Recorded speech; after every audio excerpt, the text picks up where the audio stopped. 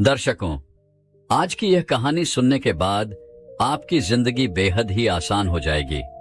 जिंदगी को कैसे जीना चाहिए और खुशी खुशी कैसे बड़ी से बड़ी सफलता प्राप्त की जा सकती है, इसके पीछे का एक गहरा रहस्य आज मैं आपको एक कहानी के माध्यम से सुनाऊंगा। तो चलिए कहानी की शुरुआत करते हैं।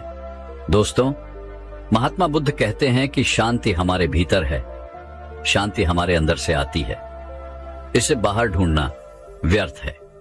लेकिन अगर आप आज के समय की बात करेंगे तो आज हर एक मनुष्य केवल दौड़ में लगा हुआ है। उसे दौड़ना पसंद है, वे दूसरों से आगे निकलना चाहता है और दूसरों से कुछ अलग मुकाम बनाना चाहता है। लेकिन वह यह भूल चुका है कि जिस रास्ते पर वह दौड़ रहा है वह रास्ता कभी खत्म नहीं होता और ना ही आपको कभी मंजिल मिल पाएगी, क्योंकि यह रास्ता अनंत है, इसका कोई अंत नहीं। अंतिम समय में भी जब हम अपने आप को देखते हैं तो हम अपने आप को वही रास्ते पर खड़ा ही पाते हैं जहां से हमने इसकी शुरुआत की थी। हालांकि यह सच जानकर भी लोगों को कोई फर्क नहीं पड़ता। वह तो इस रेस में, इस दौड़ में जितना चाहते हैं, वह अपने आप को श्रेष्ठ साबित करना चाहते हैं।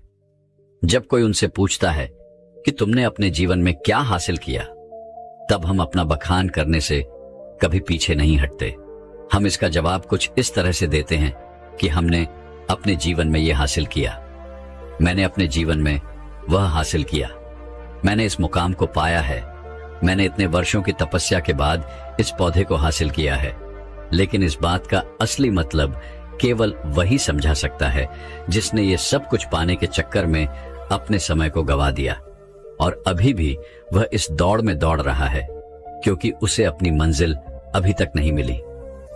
वह इस अनंत रास्ते की आखिरी छोर तक पहुंचना चाहता है, लेकिन जब वह पीछे मुड़कर देखता है तो वह अपने आप को इस रास्ते पर अकेला खड़ा महसूस कर पाता है। और यही हम सबके साथ भी होगा। हम सब भी इससे बच नहीं सकते, लेकिन जो समय से पहले अपने आप को जान पाते हैं, जो अपने आप को समझ पाते हैं, वह इस अनंत यात्रा को पहले ही देख लेते हैं, समझ जाते हैं। वह अपनी हर गलतियों को सुधारने का प्रयास कर पाते हैं। लेकिन जिन्हें यह नहीं पता कि वह कहां जा रहे हैं और उनकी यात्रा कब खत्म होगी, वे लोग इस दौड़ में केवल दौड़ते ही चले जाते हैं। इसे और अच्छे से समझाने के लिए आज की जो कहानी मैं आप सभी के लिए लेकर आया हूं, इस कहानी के माध्यम से आप यह समझ सकेंगे कि हम इस अनंत यात्रा को कैसे समाप्त कर सकते हैं और ऐसी क्या चीज है जिसे हम अपने जीवन में उतारकर अपने आप को समझ सकते हैं, पहचान सकते हैं, जिससे हम अपने जीवन की सभी समस्याओं का समाधान कर सकते हैं। एक समय की बात है, किसी नगरी के एक पहाड़ पर एक गुरु रहा करते थे। उन गुरु की ख्याति दूर दूर तक फैली हुई थी। वह गुरु बहुत ही ज्ञानी थे, लेकिन उन्होंने अपने पूरे जीवन काल में कभी किसी को अपना शिष्य नहीं बनाया। उनके पास अनेक लोग आते और उनसे कहते कि हमें अपना शिष्य बना ले, लेकिन वह कभी किसी को अपना शिष्य नहीं बनाते और वहां से उन्हें भगा देते। इसी तरह से समय बीतता गया। समय के साथ साथ अब युवा गुरु धीरे धीरे वृद्ध हो चुके थे। अब उनकी रोजमर्रा के कामों में भी उन्हें तकलीफ होने लगी थी। तब उनके मन में यह ख्याल उत्पन्न हुआ कि यदि मैंने अपने जीवन में किसी को अपना शिष्य बना लिया होता तो आज वह शिष्य मेरी कुछ तो मदद अवश्य कर देता। लेकिन उस वक्त मैंने किसी को अपना शिष्य नहीं बनाया और अब मेरे पास कोई भी यह तक कहने नहीं आता कि है गुरुवर मुझे अपना शिष्य बना ले, क्योंकि अब उनका शिष्य कोई नहीं बनना चाहता था। सभी को यही लगता था कि वह तो पागल है और कौन उस पागल का शिष्य बनना चाहेगा। वह सभी को भगा देता है, किसी को भी अपने पास रहने नहीं देता।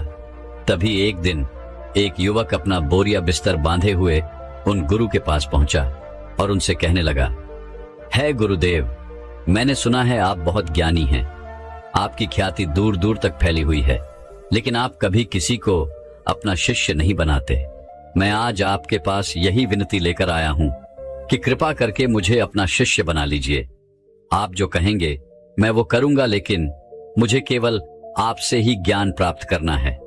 मैंने सुना है अब बहुत ज्ञानी है और इसी इच्छा से मैं यहां पर आया हूं कि वह ज्ञान आप मुझे देंगे मुझे सिखाएंगे, मैं बड़ी आस लेकर आपके पास आया हूं। जब मैं यहां आ रहा था तो हर कोई मुझे यहां आने से मना कर रहा था। हर कोई मुझसे यही कहता था कि उनके पास ना जाओ, वह बहुत पागल है, वह किसी को अपना शिष्य नहीं बनाते। यदि तुम उनके पास जाओगी तो वह तुम्हें डांट कर भगा देंगे, लेकिन तुम्हें अपना शिष्य नहीं बनाएंगे। सभी लोग मुझे रोक रहे थे, लेकिन मुझे तो केवल आपका ही शिष्य बनना है। क्या आप मुझे अपना शिष्य बनाएंगे? कृपा करके न मत कहिएगा। मैं आज आपके पास बड़ी आस लेकर आया हूं। उस युवक के मुख से यह सारी बातें सुनकर वह गुरुवर उस युवक से कहते हैं, हां, आज से तुम मेरे शिष्य हो। मैं तुम्हें अपना शिष्य बनाता हूं और कल से मैं तुम्हें ज्ञान भी अवश्य दूंगा। धीरे धीरे रात्रि का समय हो चुका था और उतने ऊपर उस पहाड़ी पर पानी का कोई स्रोत नहीं था।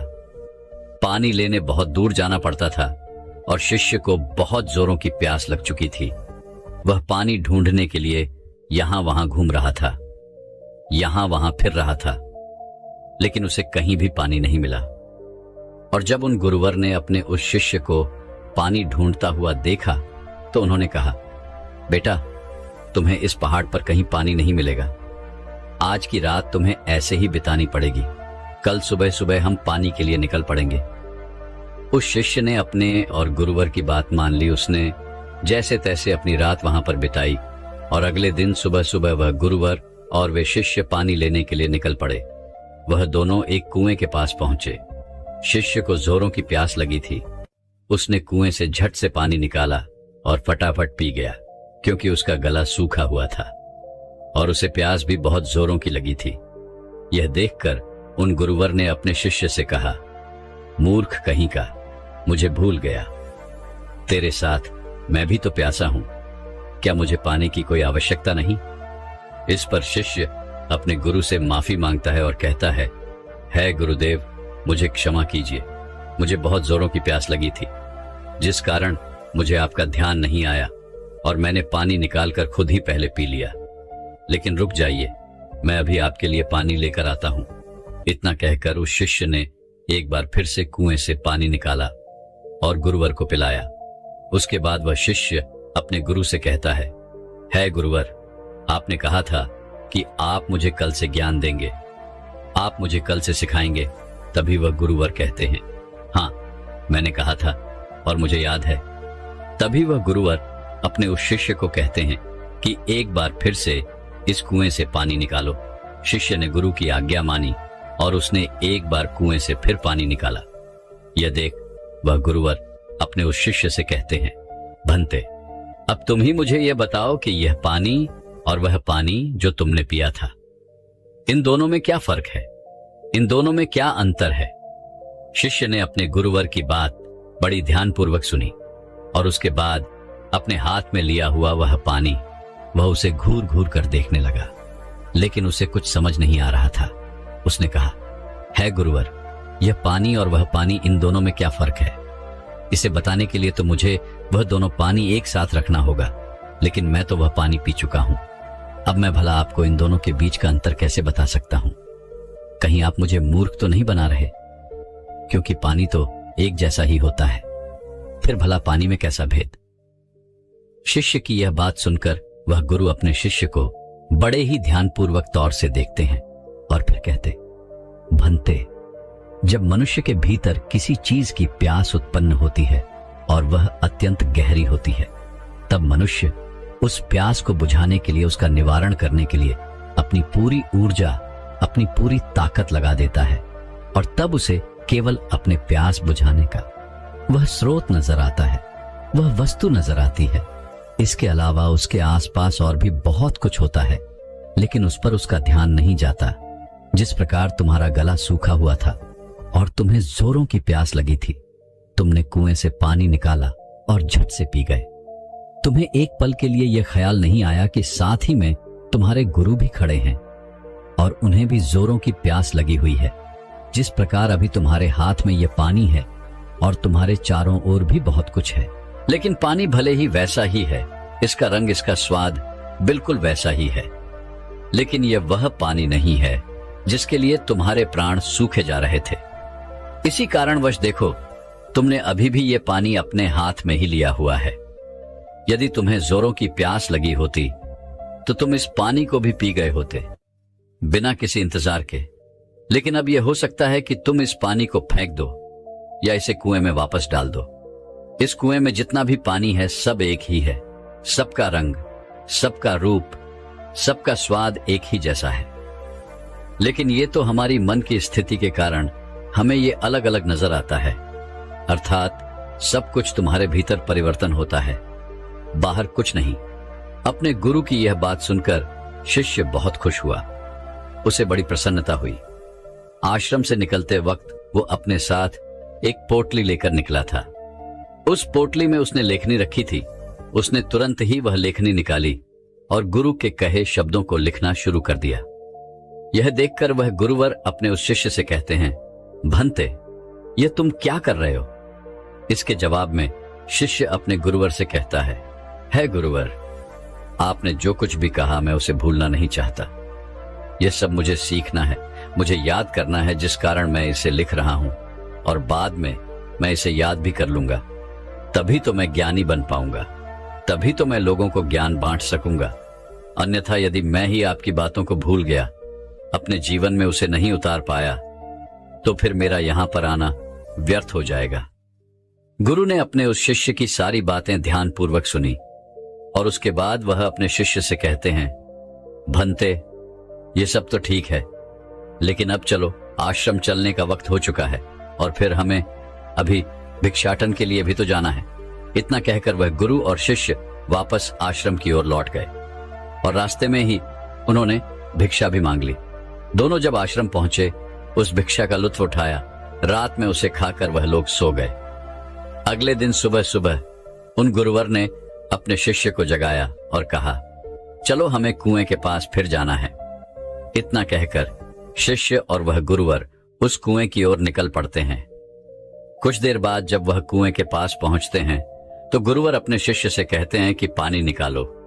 वह शिष्य अपने गुरुवर की आज्ञा का पालन करते हुए उस कुएं से थोड़ा पानी निकालता है। तभी वह गुरुवर अपने उस शिष्य से कहते हैं, भंते, कल जो तुमने पानी पिया था और आज जो तुमने पानी निकाला है, इन दोनों में क्या फर्क है? क्या तुम मुझे बता सकते हो?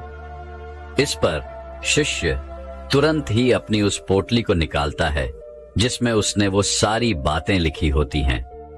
जब गुरु ने उसे वो सारी बातें बताई थी कि जब मनुष्य को किसी चीज की प्यास उत्पन्न होती है तो वो उसे मिटाने की हर मुमकिन कोशिश करता है और उसके आसपास बहुत कुछ होता है, लेकिन वह उसे देख नहीं पाता। वह यह पढ़ ही रहा था कि तभी उन गुरु ने अपने उस शिष्य से कहा, मूर्ख, क्या कर रहे हो? वह शिष्य कहता है गुरुवर, जैसा कि आपने मुझे बताया था, मैं उसी ज्ञान को दोहरा रहा था और आपको आपके सवाल का जवाब देने का प्रयास कर रहा था। तभी वह गुरुवर अपने उस शिष्य से कहते हैं, मूर्ख, इस पानी को सूंघो, इस पानी में से दुर्गंध आ रही है। शिष्य ने अपने गुरु की आज्ञा मानी। उसने तुरंत ही उस पानी को सूंघा। उसमें से सचमुच बदबू आ रही थी, मानो वह पानी सड़ चुका हो। तभी वह गुरु कुएं की ओर आगे बढ़ते हैं और कुएं में झांक कर देखते हैं तो उसके अंदर एक जीव मरा पड़ा था। जैसे तैसे उन गुरुवर ने और उस शिष्य ने मिलकर उस जीव को कुएं से बाहर निकाला और उस जानवर की ओर इशारा करते हुए और गुरुवर अपने शिष्य से कहते हैं, भंते, क्या तुम इसे देख पा रहे हो? इस पर शिष्य कहता है, हाँ गुरुवर, मैं इसे देख पा रहा हूं। तभी वह गुरुवर कहते हैं, इस पृथ्वी पर जिसने अब भी जन्म लिया है उसकी मृत्यु निश्चित है। वह एक न एक दिन मृत्यु को अवश्य प्राप्त होता है। जब एक मनुष्य जन्म लेता है तो उसका जीवन संपूर्ण होता है और मृत्यु शून्य होती है। लेकिन धीरे धीरे जैसे जैसे समय बीतता जाता है, एक एक दिन ढलते जाते हैं, जीवन घटने लगता है और मृत्यु संपूर्ण होती जाती है। किसी की भी मृत्यु यूं ही अचानक नहीं हो जाती। जब कोई भी प्राणी जन्म लेता है तो उसके जन्म से ही यह प्रक्रिया शुरू हो जाती है और अंततः हमारी यात्रा जन्म से मृत्यु तक अपना सफर तय कर लेती है। हाँ, यहाँ पर यह जरूर होता है कि किसी के लिए तेज प्रक्रिया होती है और किसी के लिए यह प्रक्रिया धीमी होती है, लेकिन यह प्रक्रिया सभी के लिए काम करती है और सभी को एक ना एक दिन जन्म से लेकर मृत्यु तक का यह सफर तय करना ही पड़ता है। शिष्य ने एक बार फिर से अपनी लेखनी निकाली और गुरु की इन सभी बातों को लिखना शुरू कर दिया। तभी वह गुरु हैं, क्रोधित होते हुए अपने उस शिष्य से कहते हैं, चलो कुएं की ओर चलो। यह देखकर वह शिष्य घबरा जाता है और अपने उन गुरुवर से कहता है गुरुवर, मैं तो अभी जवान हूं और मैं अभी मृत्यु को प्राप्त नहीं होना चाहता, कृपा करके मुझे छोड़ दे। तभी वह गुरुवर अपने उस शिष्य से कहते हैं, बेवकूफ, मैं तुम्हें कुएं में धकेलने नहीं जा रहा। मैं तो यह कह रहा हूं कि कुएं के चारों ओर एक दीवार खड़ी कर देते हैं, जिससे और कोई इस कुएं में ना गिरे, जिससे किसी और को व्यर्थ अपनी जान ना गंवानी पड़े। दोनों ने बड़ी मुश्किल के साथ कुछ लकड़ियां इकट्ठा की और कुएं के चारों ओर एक दीवार बना दी, जिससे अब उस कुएं के अंदर कोई नहीं गिर सकता था। इतनी मेहनत करने के बाद गुरु और वह शिष्य वापस आश्रम लौट आए। धीरे धीरे ऐसे ही कई दिन बीत गए। शिष्य अब उन गुरुवर के साथ अपना अधिकांश समय बिताता था, उनका सारा काम करता था। एक दिन उसने देखा कि उसके गुरुवर बहुत प्रसन्न है। तभी वह उन गुरुवर के पास पहुंचा और अपने उन गुरुवर से कहता है गुरुवर, आज आप बहुत प्रसन्न दिख रहे हैं, क्या मैं आज आपसे कुछ पूछ सकता हूं? तभी वह गुरुवर अपने उस शिष्य से कहते हैं, हाँ अवश्य। तभी शिष्य कहता है गुरुदेव, आप मुझे कोई ऐसा ज्ञान दीजिए जो सबसे बड़ा हो, जिसके आगे मुझे कोई और ज्ञान अर्जित करने की कोई आवश्यकता ना पड़े। वैसे भी दिन ब दिन आप वृद्ध होते जा रहे हैं और आपकी मृत्यु कब आ जाएगी यह मैं नहीं जानता, इसीलिए आप मुझे वह ज्ञान दे दीजिए। तभी तो मैं आपके ज्ञान को लोगों तक फैला सकूंगा, तभी तो लोग आपके बारे में जान सकेंगे। वह अपनी लेखनी लेकर बैठ गया, इस इंतजार में कि गुरुदेव उसे कुछ बताएंगे, कोई ऐसा ज्ञान जो बहुत बड़ा है। लेकिन उन गुरुवर ने अपने उस शिष्य से कुछ नहीं कहा, बस वह चुपचाप बैठ गए। वह काफी देर तक यूं ही मौन रहे और उसके बाद वहां से उठकर चले गए। वे शिष्य चुपचाप ये सब देख रहा था और जब वह गुरुवर वहां से उठकर चले गए तो उसने लेखनी से लिखा, सबसे बड़ा ज्ञान मौन। अगले दिन फिर उसने उन गुरुवर से यही सवाल किया और अब की बार भी गुरुवर ने उसे कोई जवाब नहीं दिया। वह काफी देर तक मौन रहे और फिर वहां से उठकर चले गए। ऐसा करते करते कई दिन बीत गए, दिन से सप्ताह से महीने और लगभग 1 वर्षों के बाद भी उसे केवल एक ही जवाब मिला था, सबसे बड़ा ज्ञान मौन।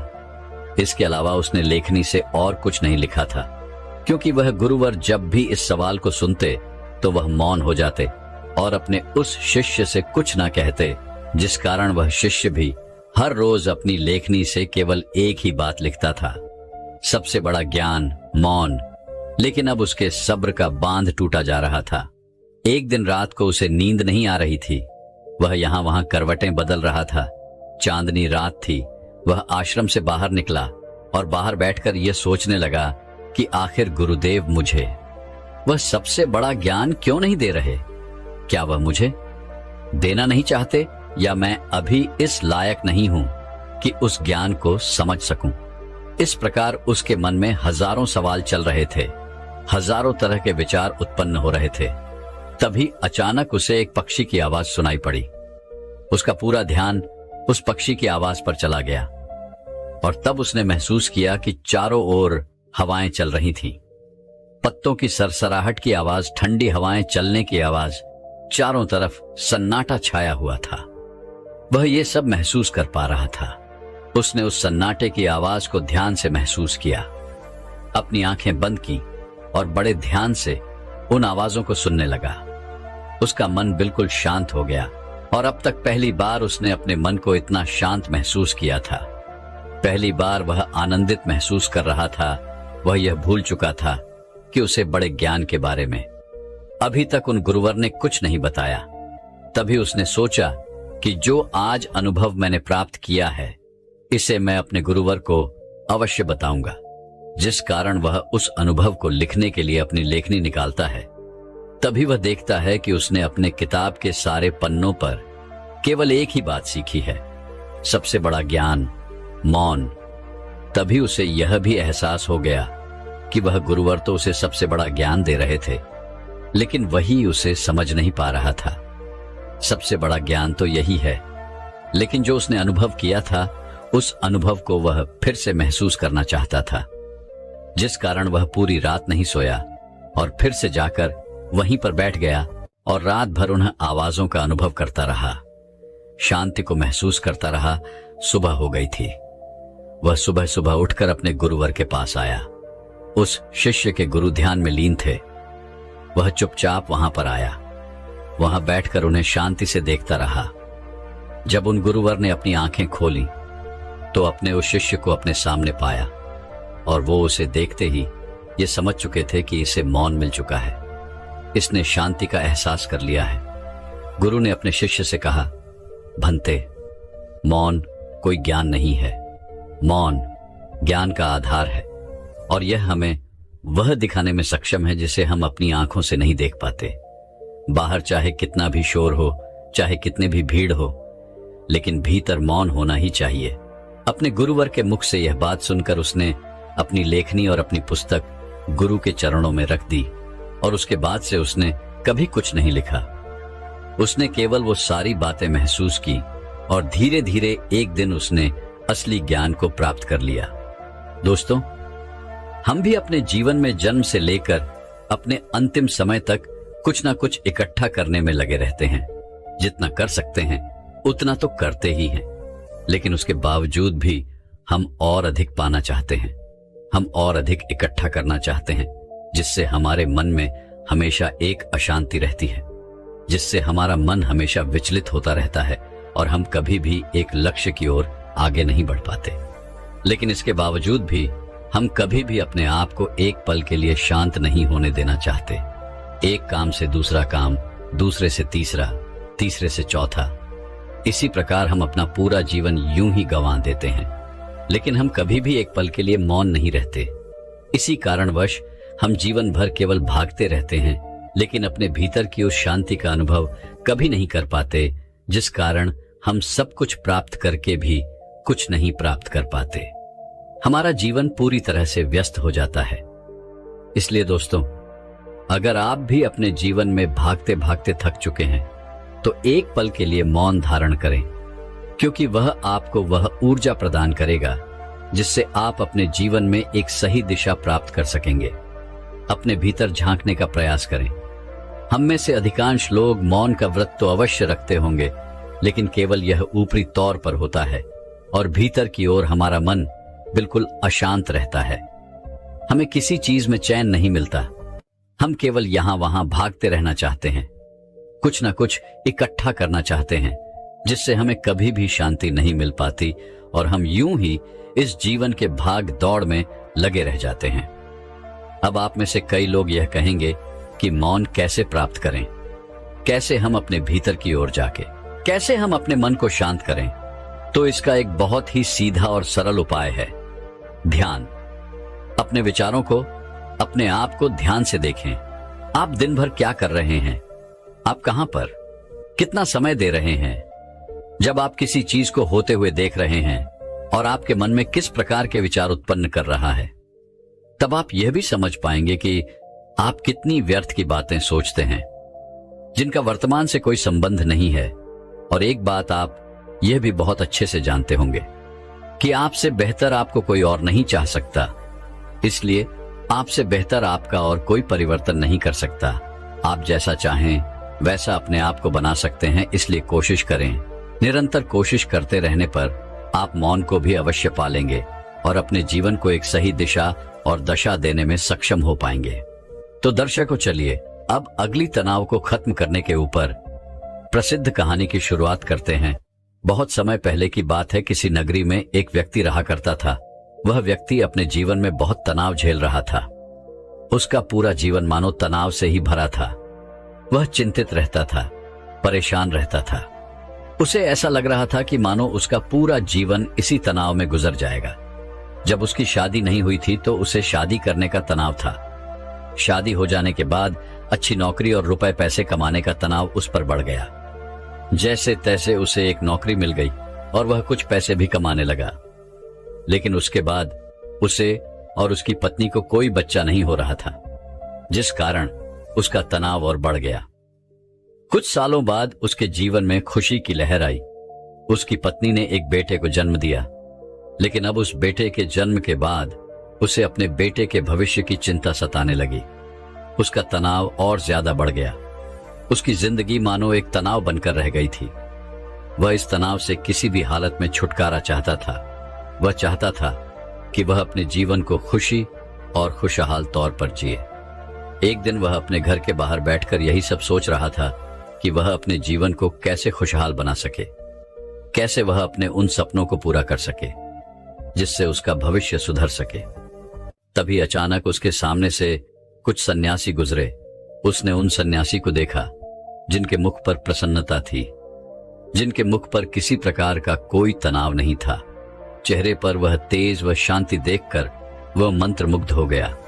उस व्यक्ति को लगने लगा कि सन्यासियों के जीवन में कोई तनाव नहीं है, खुद के जीवन में कोई कार्य नहीं है, केवल भिक्षा मांगो और चैन से जियो, और शायद यही सबसे सर्वोत्तम जीवन है। ये सारी बातें उसके मन में घर कर गई।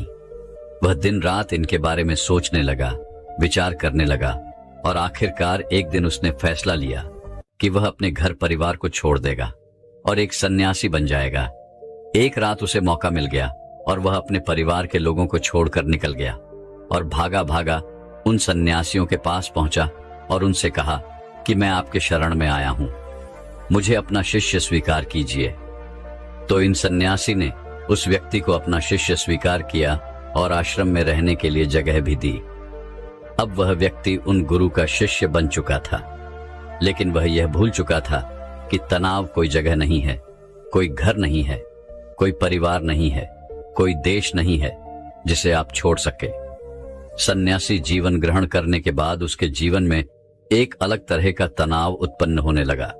शिक्षा ग्रहण करने का तनाव, रोज साफ सफाई करने का तनाव, और सबसे बड़ा तनाव कि मैं भिक्षा कैसे मांगू। और वहां पर उपस्थित सभी शिष्यों में यह होड़ लगी रहती थी कि सबसे ज्ञानी कौन बनेगा। ये सब देखकर भी उसके मन में एक अलग तरीका तनाव उत्पन्न होने लगा। कुछ दिनों तक तो उसने ये सब बड़ी ही आसानी से झेल लिया। कुछ दिनों तक सब कुछ अच्छा चलता रहा, लेकिन उसके बाद उसे अपने घर, अपने परिवार की चिंता सताने लगी। उसे उनकी याद आने लगी। तब उसे ये एहसास हुआ कि जो इस तनाव को यहाँ पर झेल रहा है, वैसा ही तनाव उसके सांसारिक जीवन में भी तो था। उसने फिर एक बार फैसला किया कि वह इस सन्यासी जीवन को छोड़ देगा और अपने घर, अपने परिवार के पास वापस लौट जाएगा। एक रात फिर उसे मौका मिला और वह आश्रम छोड़कर जैसे ही बाहर निकल रहा था कि तभी वहां के गुरु ने उसे देख लिया और उन गुरुवर ने उस व्यक्ति से कहा, पुत्र, तुम कहां जा रहे हो? इस पर वह व्यक्ति कहता है, हे गुरुवर, मैं संसारी जीवन में बहुत तनाव झेल रहा था और उसके बाद मैंने आप लोगों को देखा। मुझे लगा कि सन्यासी जीवन सर्वश्रेष्ठ जीवन है जहां पर कोई तनाव नहीं है। इस कारण मैं सन्यासी बन गया, लेकिन यहां पर भी रहने के बाद मुझे उस तनाव से मुक्ति नहीं मिली और मैं तो इससे छुटकारा चाहता था, लेकिन वो मुझे यहां पर नहीं मिला। इसलिए मैं यहां से वापस जा रहा हूं अपने घर, अपने परिवार के पास। उस व्यक्ति के मुख से ये सारी बातें सुन उन गुरु ने कहा, बेटा तुम जा सकते हो, लेकिन अपना तनाव यही छोड़ चले जाओ। यदि तुम वापस यहां से वो तनाव लेकर अपने सांसारिक जीवन में जाओगे तो तुम कभी खुश नहीं रह पाओगे, और फिर तुम्हारा यहां पर आने का फायदा भी क्या हुआ गुरुवर की। ये सारी बातें सुन वह व्यक्ति कहता है, हे गुरुवर, क्या आप सही कह रहे हैं? क्या मैं यह तनाव यहीं पर छोड़कर जा सकता हूं? क्या मुझे इस तनाव से मुक्ति मिल सकती है? इस पर उन गुरुवर ने उस व्यक्ति से कहा, हां क्यों नहीं, लेकिन उससे पहले तुम्हें मेरे लिए एक काम करना होगा। तुम किसी एक ऐसे व्यक्ति को ढूंढ लाओ जिसके जीवन में कोई तनाव ना हो, कोई समस्या ना हो, वह अपना जीवन खुशी और खुशहाल तौर पर जी रहा हो।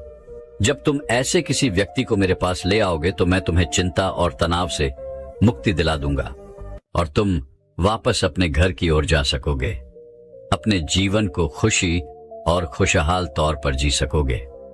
गुरुवर की यह सारी बातें सुन वह व्यक्ति बड़ा ही प्रसन्न हुआ और एक ऐसे व्यक्ति की तलाश में निकल पड़ा जिसका जीवन खुशी और खुशहाली से बीत रहा हो, जिसके जीवन में कोई तनाव ना हो, जिसके जीवन में कोई चिंता ना हो।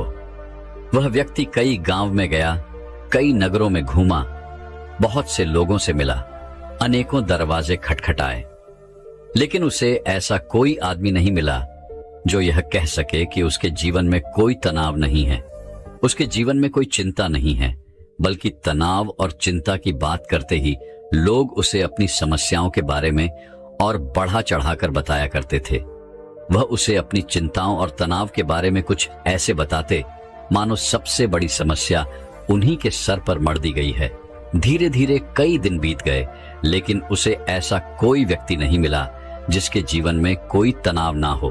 तभी उसे एक दिन एक व्यक्ति मिला और उस व्यक्ति ने उस शिष्य से कहा, इस पूरे संसार में केवल एक ही ऐसा व्यक्ति है जिसके जीवन में कोई तनाव नहीं होता, जो चिंता रहित होता है, और वह है शराबी, जिसे किसी बात की कोई चिंता नहीं होती, जिसे कोई बात का तनाव नहीं होता, वह तो बस मस्त रहता है। जब उस शिष्य ने उस व्यक्ति के मुख से ये सारी बातें सुनी तो वह शिष्य एक शराबी व्यक्ति के पास गया और उससे जब उसने यह पूछा कि क्या तुम्हारे जीवन में कोई तनाव है, तो शराबी ने नशे में ये कहा कि ये तनाव क्या होता है, ये तनाव किस चिड़िया का नाम है, मुझे नहीं पता। ये सुन वह शिष्य बड़ा ही प्रसन्न हुआ। उसे लगा कि उसे अब वह व्यक्ति मिल चुका है जिसके द्वारा वह चिंता मुक्त हो सकता है। तभी उस शराबी ने उस शिष्य से कहा, मुझे तो बस एक ही बात की चिंता सताती रहती है कि अगली सुबह की मदिरा का इंतजाम मैं कहां से करूं।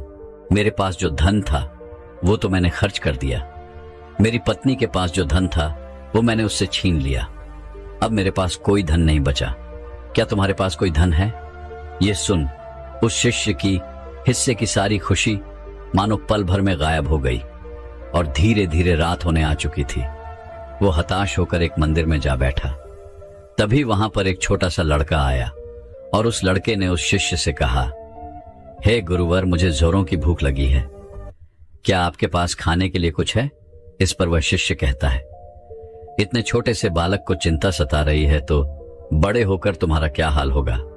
इस पर उस छोटे से लड़के ने कहा, हे गुरु है, ये चिंता या तनाव नहीं है, ये तो भूख है, मुझे जोरों की भूख लगी हुई है।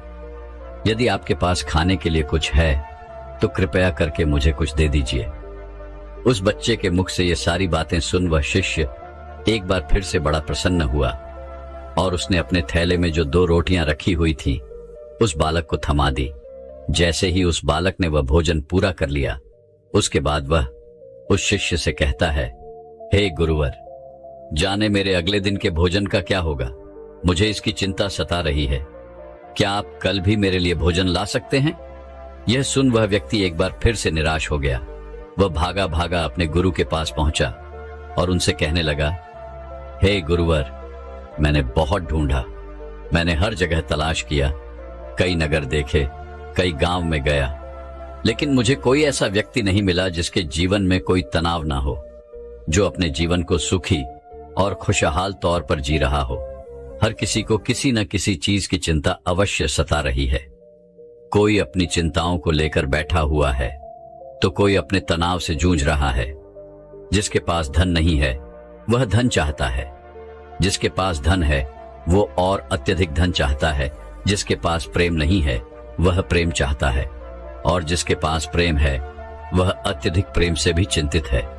किसी के पास काम नहीं है तो वह इसलिए चिंतित है क्योंकि उसके पास कोई काम नहीं, और किसी के पास काम है तो वह इसलिए चिंतित है कि उसी के पास अत्यधिक काम है। जो कोई बीमार है वह इस बात से चिंतित है कि उसका स्वास्थ्य कब सुधरेगा, और जो व्यक्ति पूरी तरह से स्वस्थ है उसे इस बात का तनाव है कि कहीं वह बीमार न पड़ जाए। इसी प्रकार हर कोई, हर व्यक्ति तनाव से ग्रसित है और सभी के जीवन में चिंताएं ही चिंताएं भरी हुई हैं। इससे छुटकारा पाना नामुमकिन है।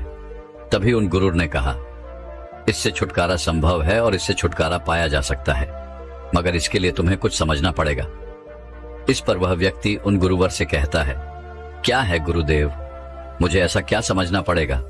मैंने हर जगह देखा, कोई ऐसा व्यक्ति मुझे नहीं मिला जिसके जीवन में कोई तनाव ना हो, तो आप मुझे कैसे चिंता मुक्त कर सकते हैं? इस पर गुरुवर ने कहा, जो मैं तुम्हें समझाने की कोशिश कर रहा हूं उसे तुम ठीक से समझने की कोशिश करना। उन गुरुवर ने कुछ गीली लकड़ियां अपने आश्रम के पास से उठाई और उन्हें उस शिष्य के सामने रख दिया और कहा, इसमें आग लगा दो। उस शिष्य ने काफी कोशिश की, लेकिन उन गीली लकड़ियों में भला कहां आग लगने वाली है। वो परेशान हो गया, लेकिन उसमें आग नहीं लग पाई। इस पर उसने गुरुवर को कहा, हे गुरुदेव, इन गिरी लकड़ियों में आग नहीं लग सकती, इसमें आग लगाना संभव ही नहीं। इस पर वह गुरुदेव कहते हैं, पुत्र, मैं तुम्हें यही समझाने की कोशिश कर रहा हूं कि तुम इन गिरी लकड़ियों का क्या करोगे।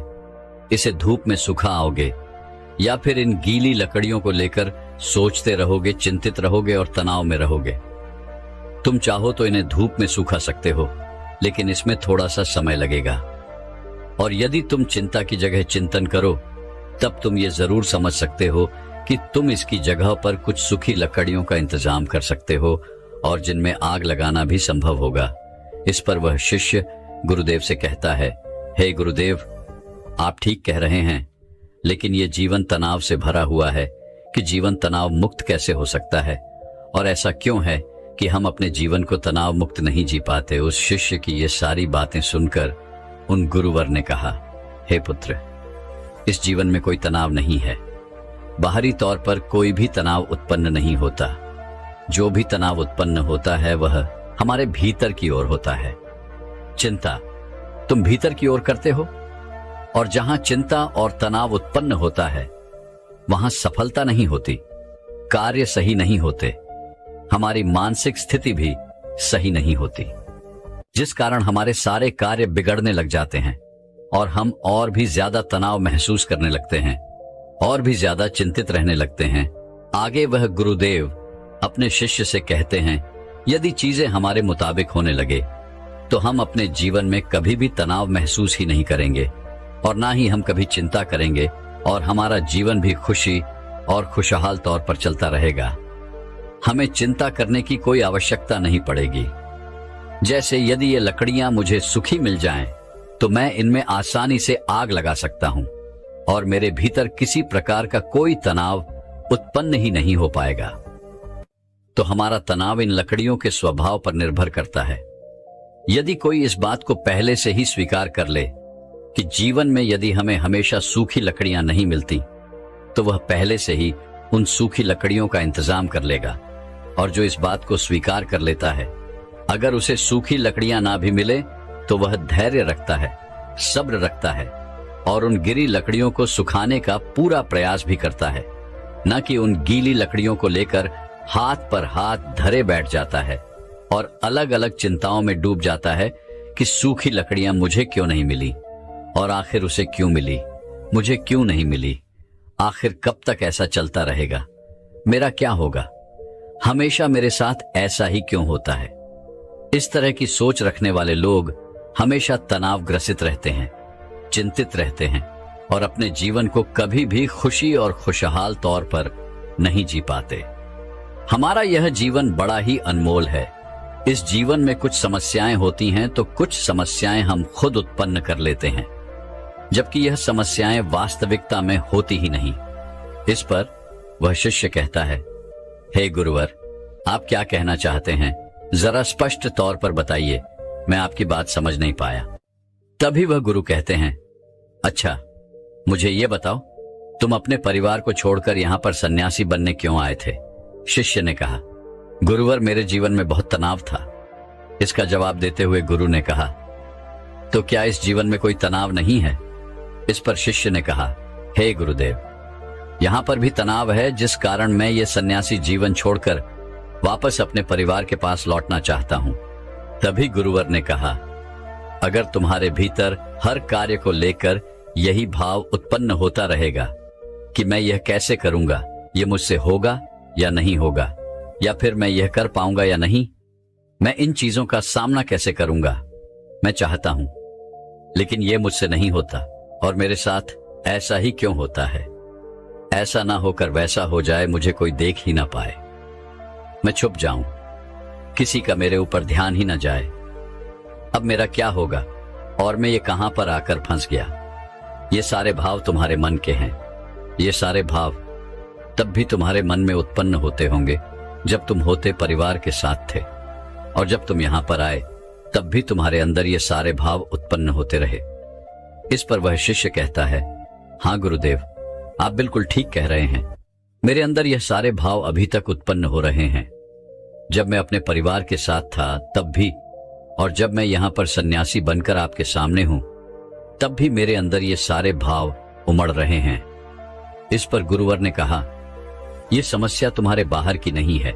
यदि तुम कोई जगह छोड़ दो, कोई स्थान छोड़ दो, तो यह समस्या कभी खत्म नहीं होने वाली। यह समस्या तुम्हारे भीतर है कि तुम्हारा ही किया धरा हुआ है। तुमने बेवजह ही अपने मन में एक तनाव बना रखा हुआ है, क्योंकि तुम्हें कल्पना में जीना अच्छा लगता है, काल्पनिक सोच रखना अच्छा लगता है। तुम उन बातों को लेकर चिंतित रहते हो जो तुम्हारे जीवन में कभी घटित होने की संभावना ही नहीं है। ऐसी सोच रख के तुम चिंताग्रस्त रहते हो और तुम्हारा तनाव कभी खत्म नहीं होता। जिस दिन तुम ये समझ जाओगे कि हर समस्या का समाधान होता है और उस समाधान तक पहुंचने के लिए हमें कोई ना कोई कर्म समाधान करने ही पड़ते हैं और उन कर्मों का एक परिणाम भी होता है, तो उस दिन तुम्हारे जीवन में कोई तनाव नहीं रहेगा। तुम चिंता रहित हो जाओगे। इस पर वह शिष्य कहता है, हाँ गुरुदेव, आप बिल्कुल सही कह रहे हैं। जब मैं यहां पर आया था उससे ठीक पहले मुझे एक छोटा सा बालक मिला था। उस बालक को जोरों की भूख लगी थी। जब उससे मैंने कहा कि तुम इतने छोटे से बालक हो और तुम्हारे जीवन में अभी से तनाव है, अभी से चिंता है, तो तुम्हारा आगे क्या होगा। इस पर उस बालक ने जवाब दिया था, हे गुरुवर, यह कोई चिंता नहीं, कोई तनाव नहीं, बल्कि यह तो भूख है। तब मैं ये बात समझ नहीं पाया था कि समस्या तो भूख है, तनाव और चिंता का कोई समाधान नहीं हो सकता, लेकिन भूख का समाधान अवश्य हो सकता है। मित्रों, क्या आप भी अपने जीवन में किसी प्रकार की चिंता और तनाव से जूझ रहे हैं? क्या आप भी छोटी छोटी बातों को लेकर हजार तरह के विचार उत्पन्न कर लेते हैं और उन विचारों को लेकर चिंतित रहते हैं? ऐसे नकारात्मक विचार जो कभी भी आपके जीवन में घटित हो ही नहीं सकते, ऐसे विचारों को आप अपने मन ही मन पालते रहते हैं। ऐसे नकारात्मक विचार, नकारात्मक बातें आप अपने दिमाग में बढ़ते रहते हैं। तो इन विचारों का क्या लाभ? क्या आपको भी लगता है कि आपके जीवन में समस्याएं हैं और उसका समाधान नहीं मिल रहा? क्या आपको भी यही लगता है कि आपके साथ ऐसा क्यों हो रहा है? तो मित्रों, केवल एक समस्या का समाधान ढूंढिए, उन हजारों विचारों का नहीं, क्योंकि वो हजारों विचार आपके बनाए हुए काल्पनिक विचार हैं और वह आपको कभी भी आगे नहीं बढ़ने देंगे। वह आपसे बस यही कहेंगे कि यह आपसे नहीं हो पाएगा और आप उनकी बातें मान लेते हैं।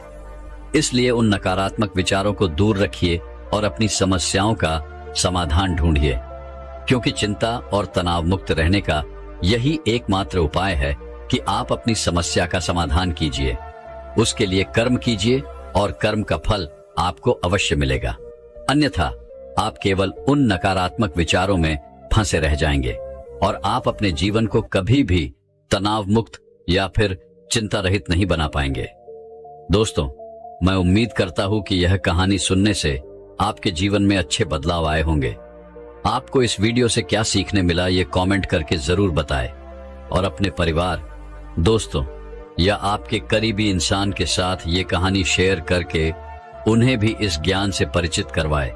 बाकी अगर आपको यह वीडियो दिल से अच्छी लगी हो तभी इस वीडियो को लाइक कर देना, और आपने अब तक इस चैनल को सब्सक्राइब न किया हो तो चैनल को सब्सक्राइब भी जरूर कर देना।